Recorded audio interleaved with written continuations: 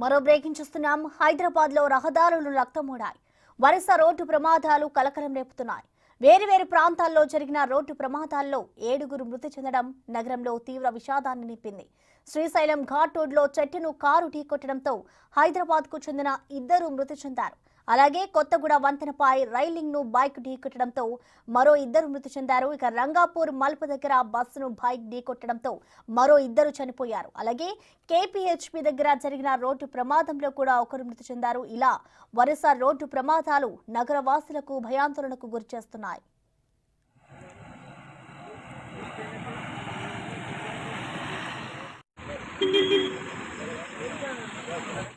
మరోవైపు tank bund పై car బీభత్సం సృష్టించింది. ప్రమాద సమయంలో కారులో 5 మంది మైనర్లు ఉన్నట్లు తెలుస్తోంది. ట్యాంక్ బండ్ పరిసర ప్రాంతాల్లో యాక్సిడెంట్ అవ్వక భయపడి కారు వేగంగా డ్రైవ్ చేస్తూ ప్రసాద్ థియేటర్ దగ్గర డివైడర్ కు ఢీకొట్టారు. ఈ ఘటనలో ఎవరికీ గాయాలు కాకపోవడంతో ప్రమాదం తప్పింది.